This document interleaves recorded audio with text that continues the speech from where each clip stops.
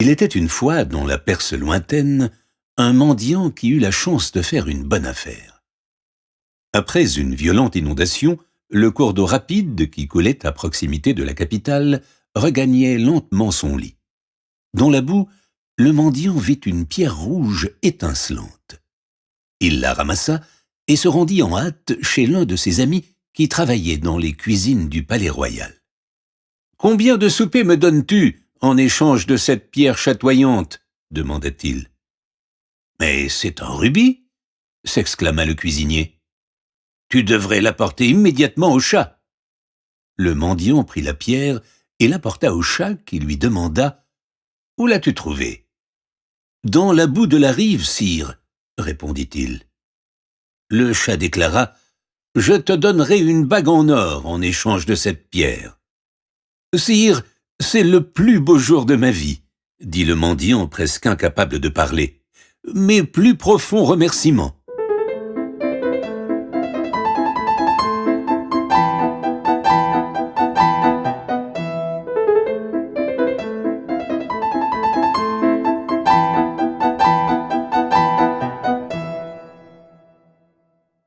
Le chat appela sa fille et dit « Ceci est le plus gros rubis que j'ai jamais vu.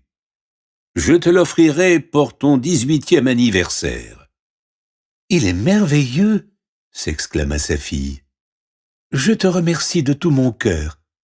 Je sais qu'il me portera bonheur. » Le jour de l'anniversaire de sa fille Fatima, le chat vint retirer le rubis de son coffre à trésors. Mais en soulevant le couvercle, il sursauta, car il en sortit un beau jeune homme qui déclara en souriant « Le rubis que vous voulez n'existe plus. J'ai pris sa place. Je suis le prince au rubis. Ne me demandez pas comment ce miracle a eu lieu. C'est un secret que je ne peux révéler. » Le chat s'emporta. « J'ai perdu une pierre précieuse, trouvé un prince à la place, et je ne suis pas autorisé à demander pourquoi. »« Je suis désolé, sire, » répliqua le prince, « mais rien ni personne ne me fera dire comment c'est arrivé. » À ces mots, le chat, furieux, décida de punir le jeune homme. « Puisque tu as pris la place de mon rubis, » hurla-t-il, « tu es désormais mon serviteur. »« Comme il vous plaira, sire, » répliqua le jeune homme. « Alors prends mon épée en or, » dit le chat. « Je te récompenserai en te donnant la main de ma fille Fatima si tu réussis à tuer le dragon de la vallée de la mort. »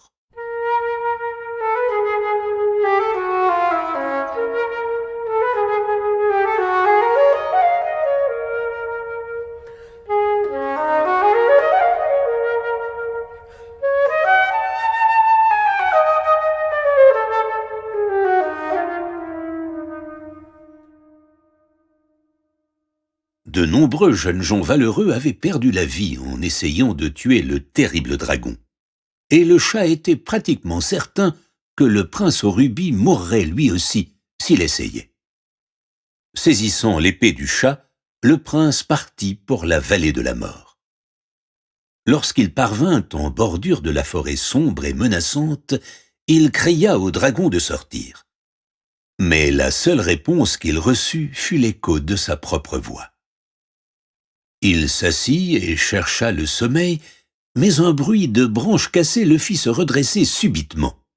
Le terrible dragon arrivait. Lorsqu'elle atteignit le prince, l'horrible et imposante bête rugit.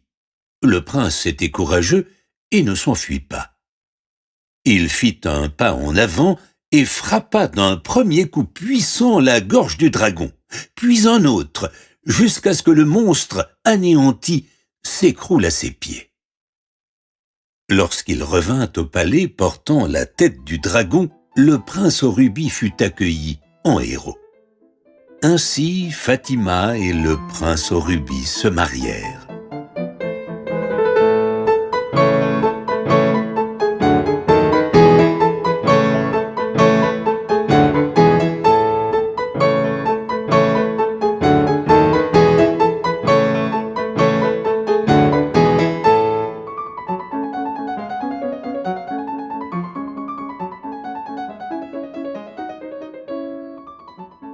Toutefois, alors que le temps passait, Fatima devenait de plus en plus curieuse.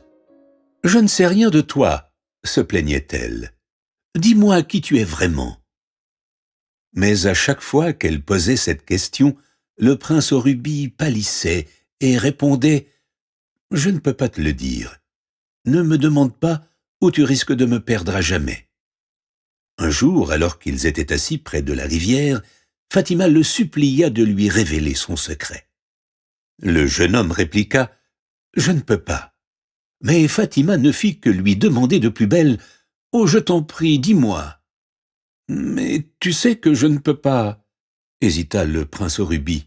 « Si tu veux vraiment le savoir, alors je te dirai mon secret. À la seconde où il allait révéler son secret, une énorme vague l'engloutit dans la rivière. La princesse horrifiée appela son mari, mais il avait disparu. Fatima appela les gardes et le chat en personne accourut pour la réconforter. Mais la princesse tomba dans un profond désespoir.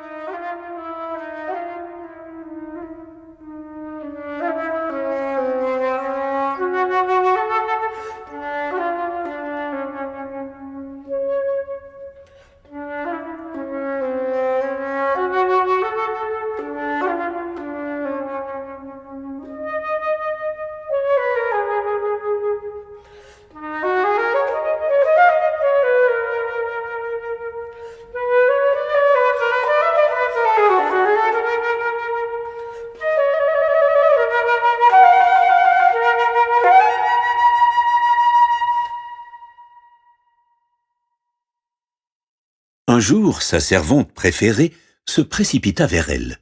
« Votre Altesse !» s'exclama-t-elle. « J'ai vu quelque chose d'incroyable la nuit dernière. Un arc de petites lumières est apparu sur la rivière, puis un millier de petits génies ont recouvert le cours d'eau de fleurs. Un jeune homme très beau s'est alors mis à danser en l'honneur d'un vieil homme qui semblait être le chat.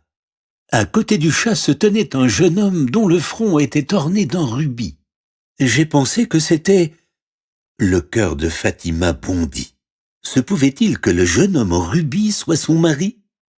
Cette nuit-là, la princesse et sa servante se cachèrent derrière l'arbre le plus proche de la rive. Lorsque minuit sonna, un vieil homme imposant à la barbe blanche, vêtu d'une robe dorée et tenant à la main un sceptre rose, surgit des flots. Fatima reconnut l'homme derrière le trône. C'était son mari.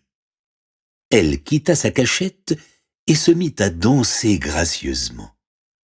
Alors une voix s'éleva du trône. « Pour cette danse si divine, fais un vœu, et il sera exaucé. »« Rendez-moi mon mari, » dit Fatima. Le roi des eaux de Perse tint parole. « Reprends ton mari, le prince aux rubis, mais n'oublie jamais comment tu l'as perdu, et sois plus sage à l'avenir. » Dès lors, Fatima ne manqua pas d'agir avec toujours un peu plus de sagesse.